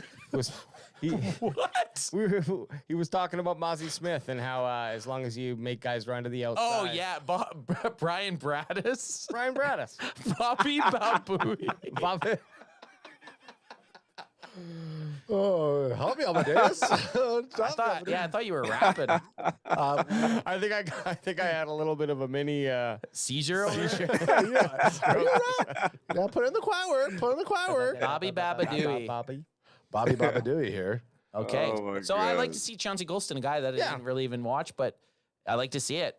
Another spot that we need to have a bunch of as many guys in our front 7 that are stepping up, the better. Yeah, and just worthwhile noting.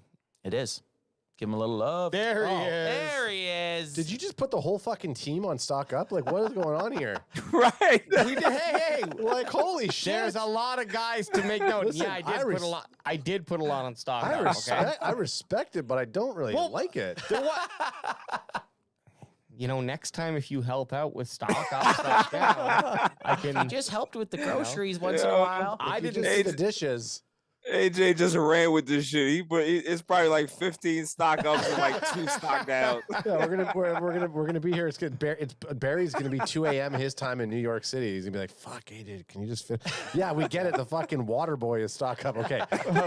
Okay. Well, I mean, yes, this absolutely has to be a stock up. Yeah, Jalen Tolbert. Yeah, he's been balling out. 100%. Week 2 stats: 6 targets, 4 receptions, 66 yards, 16.5 average, which is a very nice, and a nice 35-yard long. His preseason stats: 8 targets, 6 receptions, 95 yards, 15.8, 1 touchdown, and that 35 long. The guy's looking, obviously guys are looking tough. People are like, well, wait till a regular season game. I think he's just going to be better when he gets his chances. I'm seizuring out here. I think he's going to have a better chance with our ones. Yeah. And he's going to just even look better. He's going to have the easiest matchup on the field. Dak is comfortable with him. He's looked awesome at training camp. He's had a very good offseason. He's been focused. It came out that last year his confidence level was a 2. This year he said he's way up there with a 7 or 8. So everything about him, I'm feeling great. Like Barry said earlier in the show, we slagged him pretty hard last year. And this is why you have to give these 3rd-round picks, these Mazi Smiths, whoever, some time to adapt to the NFL. And just love the story around it. And actually, one of the big things about not being a stock up is he's already been confirmed as a WR4. Stephen Jones came out yesterday saying Jalen Tolbert, he's our, or was it yesterday or the day before? He's our WR4, baby. He's our guy. His fourth best option. And which is good. A lot of people are saying Michael Gallup, it could help or hurt. Like, hopefully Michael Gallup's like, holy shit, this guy's playing. And you know what they say, competition just elevates everyone. So it's a big year for Gallup, man, because if he doesn't come back strong off that ACL surgery, you know, it's kind of like, okay, this is year 2 now, you know, or we're gonna waste another year of your production while we have this young kid budding, you know, waiting in the wings. So, you know, Michael Gallup is definitely going to have to keep Jalen Tolbert off his heels. Which is that's a great problem for us fans to have. Yeah, absolutely. Well, go ahead, AJ. Just one of the biggest things I think about his last game was he had four first downs with with his 4 receptions. Move those chains. Every catch was a first down. Yeah. Yeah, it goes back down to I made a little joke about, oh, I love the story about it. But yeah, I mean, it's nice to see someone who we drafted in the 2nd round. But when did we third round? But when did we expect our rookies have to step up to the plate and be like if he was supposed to be our number 3 or number 2 wide receiver last season, we're in a bad situation there. But that was what it was though. No, and that's what it was. But he just wasn't developed, right? No, but what I'm saying is that the fact that we want to be in a position where you can bring him in and now he can sit nicely in a wide receiver 4 role. He can not feel like there's a lot of pressure on him. He can adapt, and the next season maybe he makes the WR2 jump. We don't know. No, I agree with Adam with that. Like, you know, we should never be expecting a rookie anything to just jump in here and fill a role that we need to be like an important role right away. It should be like weaning them in. You know what I mean? Like, you know, I'm good with guys sitting a year or whatever and figuring it out and then coming back that next year like how Tolbert is doing right now. He's bigger. He's you know, the game has slowed down for him. He looks relaxed. You talked about his confidence level being a 7 or an 8 now. You can tell that he's having fun because he understands what the fuck he's doing. Yep. Rather than like deer in the headlights. Oh my God, I'm in the NFL. What the hell is going on here? You know what I mean? So, you know, a lot of rookies need that. And I think, you know, to Adam's point, we should never be putting rookies in a position to like just fill a veteran's role and be an impact player right away. We should have contingency plans in place to let them be able to develop at whatever pace they're going to develop at. You know what I mean? And you fucking muted me. Why did you mute him? I know, and I agree. I was going to say something first. No, but when I said that, I was like, well, but they drafted him to be that guy. That's not the player's fault. No. That's the organization. The front office went into last season with a terrible idea of how they thought the wide receiver room was going to go.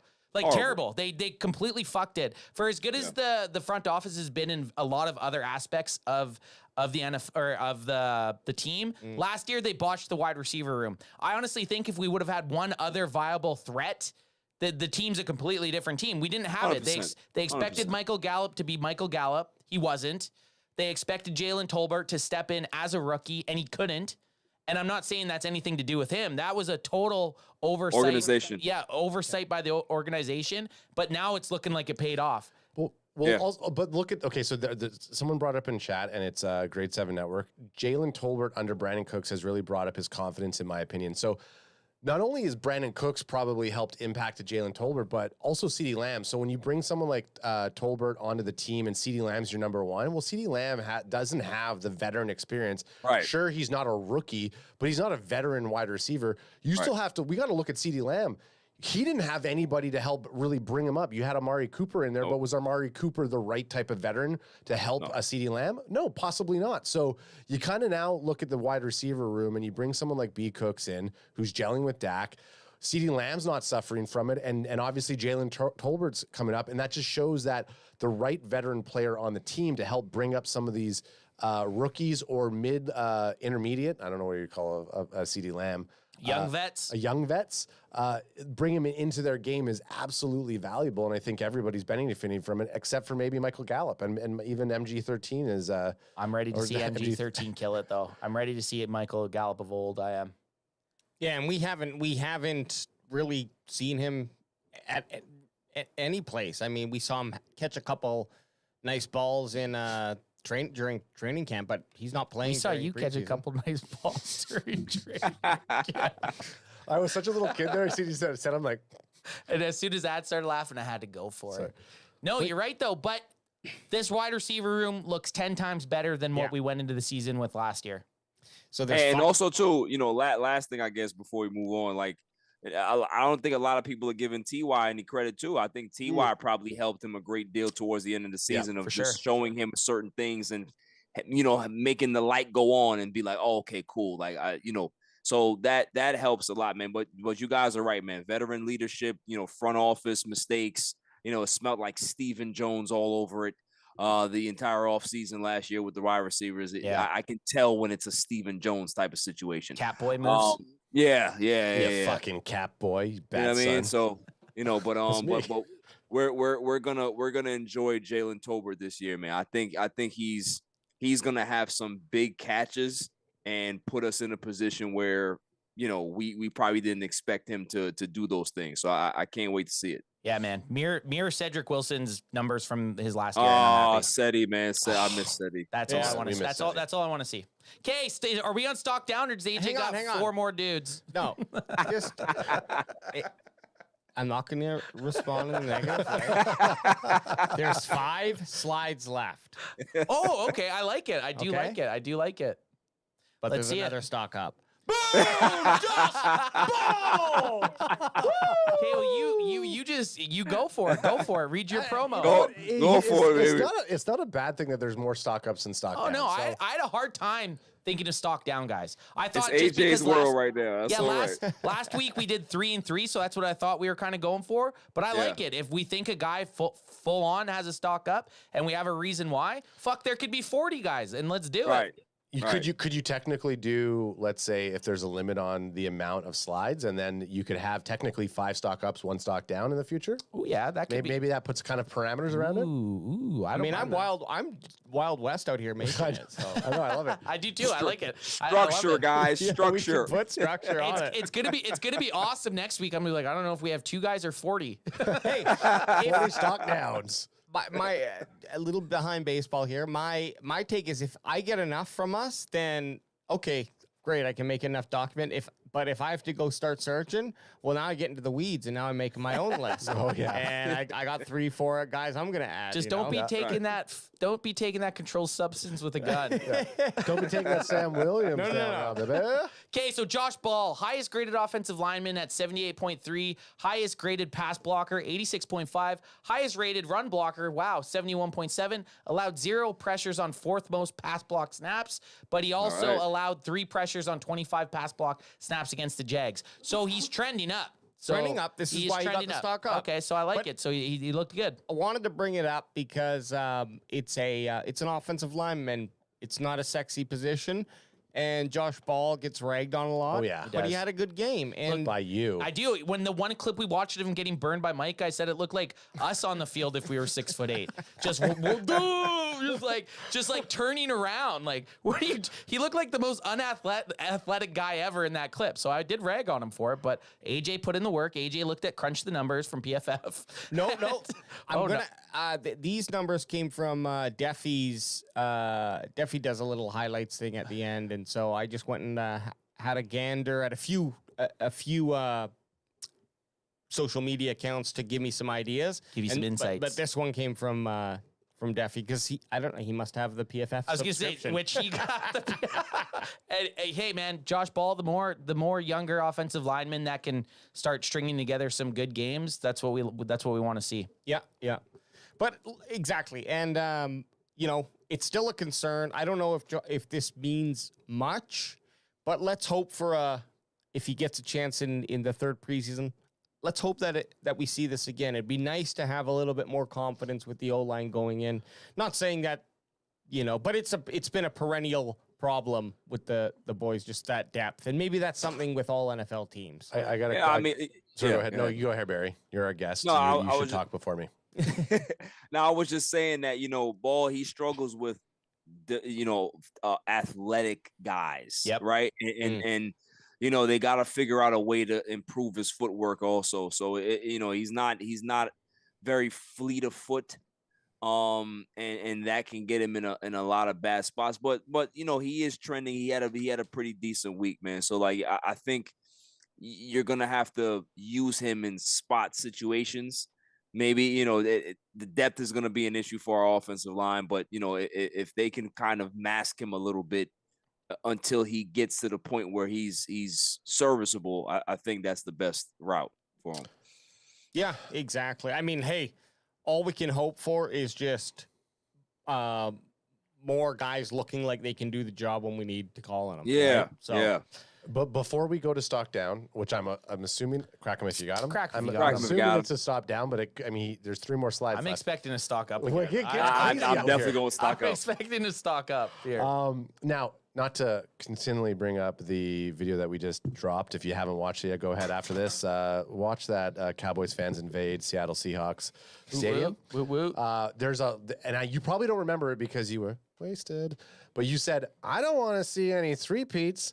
I only want to see a repeat. So out of the stock up list, who don't you want to see a three-peat? So by that, I mean, you don't want to see them play they don't need to preseason play week 3. the 3 weeks. So out of the 5 stock ups, who are the Jalen ones? Tolbert. So Tolbert's the only Tolbert does one? not need to play another preseason snap. No. Right. in my mind. He's good. He doesn't need, I agree with Ant on that one. He's good. Does not need it. And I think anyone else other than that from our stock, I honestly could argue Dowdle? I would like to see Dowdle because I do think he's still in a battle for that RB2 spot. I think a big game from Malik Davis when all of them are playing goes towards Malik Davis. I think I'd need to see a little bit more from Dowdle. Dowdle was a stock down week 1 for us. So that's not a three-peat. Well, we saw a lot more of Dowdle and Crash Davis last week over Deuce Vaughn. So that's where I was saying to you guys, it was a hot take. I was like, I feel like Deuce Vaughn's in that RB2 spot right now because he's not seen as many reps as Dowdle and But they won't Crash put Davis. him in after those guys then. Those guys played the first snaps, and then he got the snaps after. That just doesn't make sense. They to do it always that play way. the better guy will get the order that they think. They want to see their guy that's possibly fighting for the RB2 playing against either the starters or the second team, right? What's the point of playing the guy that you're planning on cutting against their thirds, or their seconds, right? Like you're trying to get the most realistic game attempt. So it would have been more telling if Deuce Vaughn got snaps earlier in the game because they're like, okay, he's challenge that question. Ooh. If they're thinking of the RB2 spot, let's say for like a Deuce Vaughn, then technically he most likely won't start those games. It's going to be TP20. So they're trying to maybe play him in that RB2 spot. I don't know. I'm just saying hot take here. You want to see your bet. You want to see your best. You want to see your proposed best players against their proposed best players. Sure. Facts. That's it. Like why play your second best running back against the threes? You know what I mean? I don't know. Deuce Vaughn's going to make the team. Deuce Vaughn's going to make the team. I think Deuce Vaughn's making the team regardless how he already has a confirmed RB3 spot. Or yeah, I don't think he's RB2. I think right now they're trying to find between Dowdle and Malik Davis who's that guy. And right now Dowdle's edging him out. So then if Dowdle, let's say it's Dowdle, then Deuce Vaughn's goes TP20, Dowdle. Yeah, I think they'll skip Malik Davis. Oh, really? Okay. I do. I honestly do. I think they skip Davis. I think right now they're putting Dowdle versus Davis, thinking that Deuce Vaughn's already on the team. I think at that point it'll come. Interesting. It would come down to scheme, and you would pick either TP20 or Rico Dowdle before you would Davis. So where they'll use Deuce Vaughn is going to be in very specific packages, I'm sure. That's the main thing, right? So he's got his niche. So that makes sense. But what will happen, though, is if Dowdle goes down, then Davis would jump up to number 2. Oh, definitely. Yeah, I'm not saying because Deuce Vaughn's in the 3 spot, is he better than X or Y, right? I'm just thinking that Dowdle and Davis are fighting for RB2 where Deuce Vaughn has RB3 already. If that makes sense. Yeah. And then last but not least, before we go into the stock down, Rolando Rodriguez, our boy, R2, saying, Cowboys can fan, when are you guys buying the Deuce jersey? Emojis, go Cowboys, emojis, America's team. obviously, as soon as he's confirmed that he's made the team, Once he's on the 53-man roster. AJ will be buying And the Deuce Vaughn jersey. and when that happens, we will be doing a group jersey. I'll buy. I'm not saying we all. I mean, I that's want a when Vaughn jersey if he makes the team. No, but there's a couple of jerseys that that's when we're gonna order to save on shipping. Yeah, fair. Yeah, We of got to course. save on shipping. That's just smart. In this economy, am I right? Am I right? Oh, hot take. See, this Now- isn't a hot take though. Well, we started the not a episode hot take. talking about Mazi. This now- isn't a hot take. Just while we're looking at this, and we did just have a conversation about the man. The reason that we placed him on stock down was because expectations were so high. So it's not necessarily a criticism of his play in a vacuum in that game, But or can I just Yeah. lowest graded player on the Cowboys? yeah, He was the lowest graded player on the Cowboys. That automatically we should just make the list. Who was the lowest player graded on the Cowboys, and they should just automatically be stocked down. well, especially your first round. You know what I mean? Your first round pick. So, did we think it's a concern? No, but ultimately his stock is still down. Yeah, technically it is stock down. Yeah. I mean, maybe he's not a Pacific Northwest kind of guy. Maybe the air fucked him up a bit. The smoke out here, it was smoky. Like, there's a lot of factors that Mazi Smith could have an off game. That is true. But the fact that he got bullied is just crazy to me. This is the thing when he is out there with the ones, which we expect that he will be week one.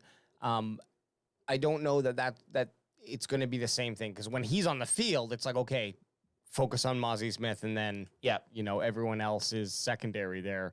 So they might be testing some things too against the guy. I mean, I just don't take too much, as we have here in the blue comments, which means that they are good comments. He played against the ones, and we don't want to overreact, but if he repeats this performance, we could have a little bit of concern. I don't actually know if he's going to play week. I was going to say, do you think he even plays week 3? I don't know. Is he a three-peat or is he just a repeat? I don't know. I'd like to see. I'm ready to see him with the ones like AJ. Well, said. here's the thing. Who he's going to be a starter. I don't think he's not going to be a starter. He's 3 right now. He's behind. He's not the starter right now. He's got Hankins and Osa ahead of him. True. I mean, yeah, you know what? fine. And Osa was fucking looking great in camp. Osa looks good. Hankins is good. If you can just keep those 3 dudes, they're big guys, right? They run out of stamina. Keep all 3 of them fresh. Great point. As a Rotate them. Rotate them. Exactly. And as a 3, you might still end up playing 33% of the snaps. Oh, you'll play lots, man. You'll play lots. Yeah, and if he's a 3 and he's playing 30% of the snaps and he's getting a worn down ones, then maybe we start seeing him play at that college level. Well, let's just put it this way: if you out of the 3 guys, say you're in a kind of a pass rushing / run defense section, and Hankins is out, you don't want Hankins having any type of he's not pressuring the quarterback ever, right? So Mazi's going to get more pass rushing down looks than a guy like Hankins. Osa's obviously at our D tackle is the guy right now for the pass rushing specialist. And then the crazy thing, we have so many good guys on the defensive line that you might even see us roll DeMarcus Lawrence into the inside on passing downs, because we're just that lucky with all these defensive linemen that we have. But back to the Mazi stock down. He had a bad game. We're not worried about it. Let's just hope it's a learning curve. It's part of the growth as a guy going into the NFL. Yeah, this entire podcast we've been talking about how much we appreciate the rookies and we don't want the amount of pressure to hurt their effects for that first season. Mike and Leah in chat says, I don't care that much. He's a rookie. Sometimes rookies just need time. Yeah, yep. Mazi That's Smith. it, man. Yeah, that time. That's what Albert Einstein said. Those rookies need time. Okay. Don't Oppenheimer me, you fuck. Next. That was actually a Barbie quote. I saw Barbie the other day. Next. Thumb up or thumb down? I need a thumb up or thumb down. Yeah, thumb up. Okay.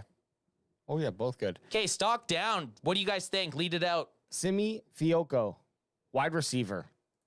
Week 2 stats, 4 targets, 1 reception, -2 yards. And his preseason stats have been 8 targets, 5 receptions, 25 yards, 5-yard average, and a 9 long. Ugh. I just don't think we have room for him. I don't think we have room for him when you have Kavonte Turpin out there. That would be an easy wide receiver 5. Jalen Brooks. Jalen Brooks. I'd rather see Jalen Brooks than Simi Fioco. This is the thing. You have Jalen Brooks, who's basically was in Fioco's spot right? Fiocco, I think, was taken in the 6th round, Brooks in the 7th. So similar things, right? The difference is Brooks is now excelled, right? Where Simi, they've kept him around because of his physical attributes, but he just never ends up putting it together. The guy has all the intangibles to be good in the NFL. I guarantee it might happen. We might cut him or try to keep him on the practice squad. This might be that guy that someone snags, right? Because he has all the stuff that you need to be a good wide receiver in the NFL. Just hasn't showed it yet. Oh, I thought Barry was going to say something smart there. No, you wonder what you. This is not Barry, by the way. Sorry. This is Alex. Who? Who? You wonder what it is that he's missing. Is it a confidence thing? Is it just a nastiness thing? Is it just that he's a C plus on everything and not a B or an A on any attribute, speaking in Madden terms? So I think it's more of a a lack of separation attribute that he has. Like, some wide receivers just don't have great footwork, which causes them not to have great separation as well. And, if those two are two things that you don't have, you're really not going to have success week to week. It's going to be very, very like ebb and flow, where you have a productive, showing, and then you'll bottom out and flatline because, it depends on the level of competition that you're playing. If you're playing a cornerback that's really physical and can be able to get into your space and you don't create space, you're not going to be that effective. So a guy like him may need to take a little time to kind of practice that, get a little bit more footwork, get a little bit more practice in regards to how he runs his routes, what route tree he has, and be able to improve there. Because, I don't think that he's a finished product right now. Well, I think you're right with that, Barry, because his catch rate week 2, 25%, and catch rate overall 62. And you know that if you're having very small separation, that's just going to make it harder to win out, right? Like the NFL, it's already hard to have separation, but if you're even less than the average, your catch rate's going to be weak. Your targets are going to be up there maybe, but your average is going to be terrible, which is what we're seeing with him. So I think you nailed that with him. My only question is, how much can we string this guy along? Like, this is what, going into year 3? This is it. Right. It's more of like, how long are you going to keep this project going? I mean, they have to see something in him, and it might just be what you were talking about and the physical attributes, right? They think that he's going to be this, red zone target maybe or something else. And, they're trying to squeeze every bit of potential out of him, but some guys just don't have it. You know, he reminds me of Barry a little bit, but they're kind of doing the exact opposites. A guy that hung around for a lot of preseasons and was just kind of always there, but always had like decent preseasons. Miles Austin. Right. Miles Austin was on a practice squad guy, kind of got fringe games, and then he just like 1 year figured it out.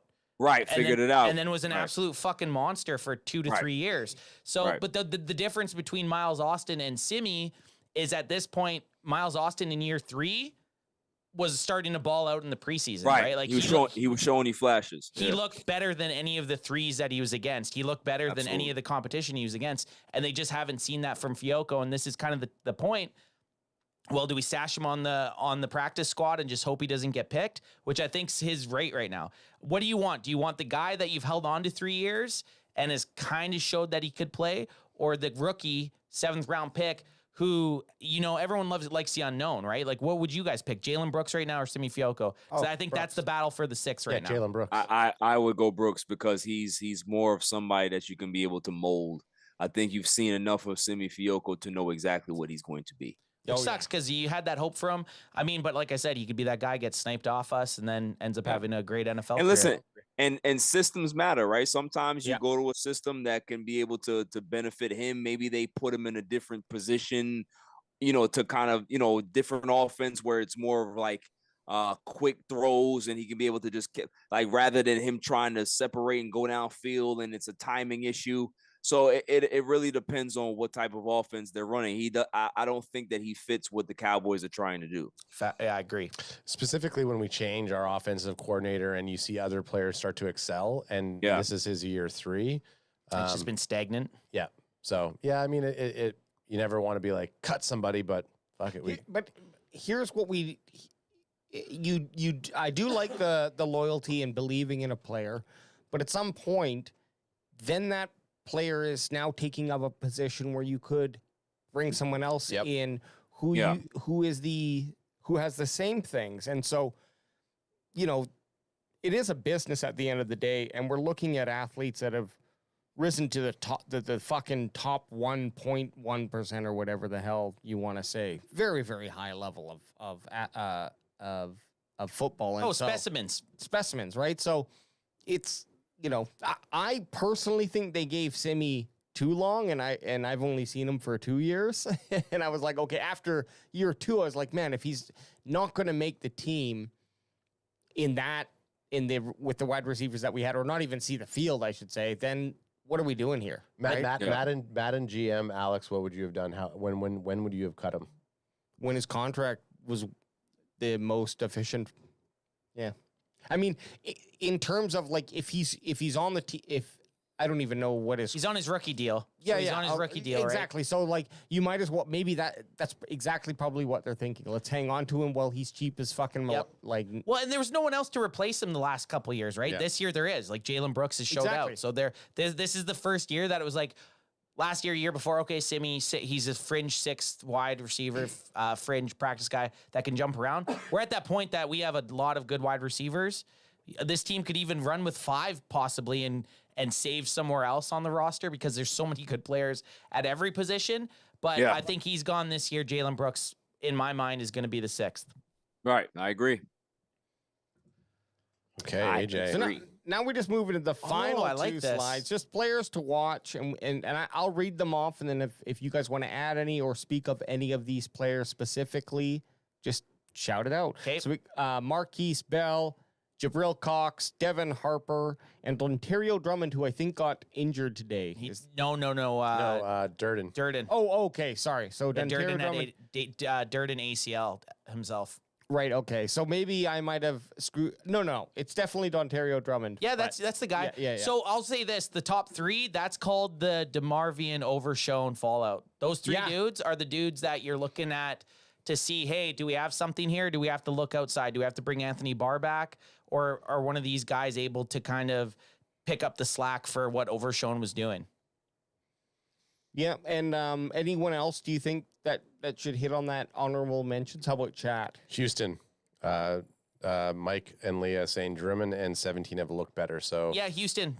Yeah, Dennis Houston, he played last year. He started for the Cowboys. He's jumped around. Another guy. This is what I mean. We have so many good wide receivers that there's just like, you got to go with, I'd rather honestly see Houston as that practice squad guy over Simi Fioco, to be honest. It's crazy to think that Noah Brown was our like wide receiver 3 last year. I don't even like to, like, how wide receiver 2. Like, that is just fucking mind-boggling. Before we got TY, and even then TY didn't get as much. But statistically, at the end of the season, Noah Brown was up there in every reception category, right? So, no, these are good AJ players to watch. This last week going into the game against, who the fuck are we even playing? Oh, sorry. Who are you? Sorry, we're playing the Raiders. Oh yeah, the Raiders. But Raiders. Bocce Eric says that nobody is talking about my guy Isaiah Alacron at DT, and it makes me sad. Haven't really seen much from him. No, but I mean, we do love him. We're Alacron fans. Here's the thing: I think Isaac's got a place on this team for as long as he is, his body's able to. Doesn't play count against the roster spot. Yeah, and he's obviously shown enough. I mean, he's a big fucking dude. He's massive, man. When you seen him out on the field, number 60 just running around. Oh, he's huge. Talking about wanting to eat Dak Prescott's cake. The guy was massive. No, those are good players to watch. I like that. That's a good pick because those are going to be the guys.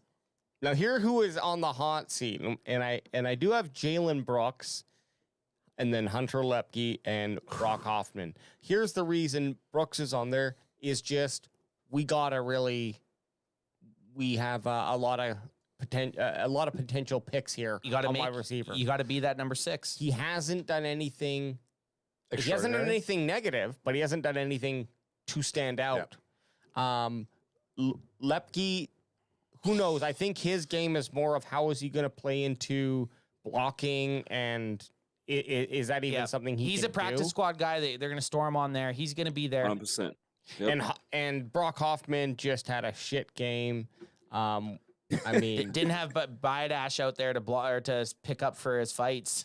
That's right. Well, and that was kind of a reason I popped him on this list is because I remembered his name. But he had a really, really bad game. I think he was like the worst offensive lineman, ranked offensive lineman. So, I mean, look, if I'm talking about what Jerry Jones might be saying when he's looking out tell there, me so. what the hell are these stats? Get this man off. Cut this man is what I'd be saying. But Listen, hey, son, you're about to get your ass cut. we've seen players bounce back, right?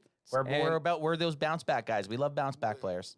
What I'm hoping for, guys, is a 52 or 53 slide stock up report. Week 1. Definitely. Yeah. So this is the thing. Going into week 3 against the Raiders, you're not going to see many of the guys that we're even trying to watch. Like you're going to get a lot of these. You're going to get a lot of these third stringers, fourth stringers, really getting. That's good. They're going to say, "Hey, you're getting 3 to 4 quarters here.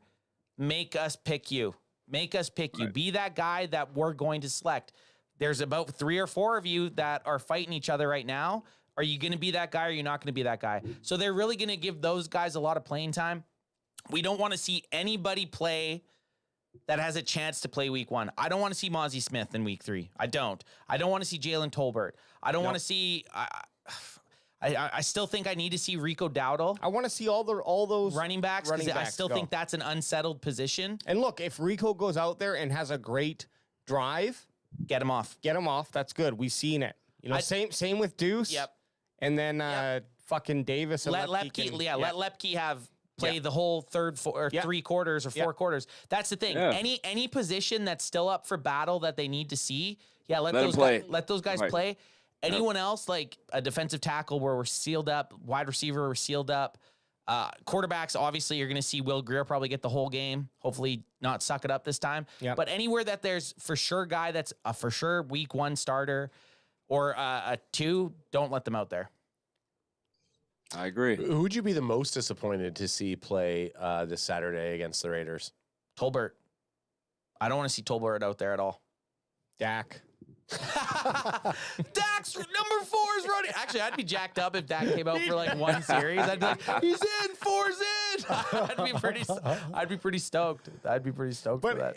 Sorry, I should have prefaced except for the known starters. Well, this is ruined it, so whatever.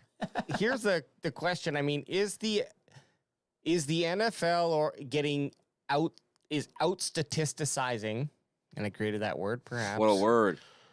Is it doing that thing with how they're, because obviously now we only have 3 games instead of 4, but did it just correlate with data that said don't play your starters, that switch, or is it because there's only 3 preseason games that they don't play starters now? Like there's a lot of like I remember football 5 years ago where it's like, starters. It was set. It was set. Yeah. Starters got like first quarter week 1, first series week 1, maybe a quarter week 2. Yep. Then they played like sometimes 2 to 3 quarters week 3, and then preseason game 4 was like all the backups. Yeah. So what it is now is you still kind of see half the teams or some of the teams. I don't know if it's exactly 50%.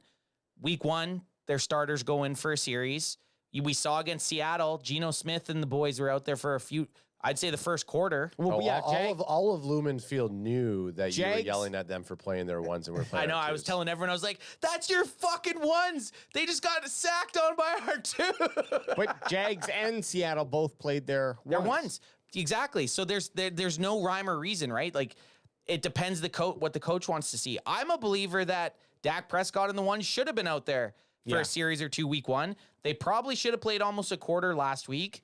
And then week 3, they don't. I believe in rust. I don't believe in sitting starters before playoffs. I don't believe in that. I think there's something to having some sort of flow, but I don't know if there's a set rule. Whereas before they went to 3 games, it was kind of like every team did the same thing. Well, you posted something similar to what Daniel Thomas in chat saying. He said we didn't play them last year and we played like shit week 1. Yeah. So there's that statistic that all the people were you posted 11. So last year, 11 starting NFL quarterbacks didn't play in the preseason, and out of those 11 teams, those teams went 3-8 in week 1.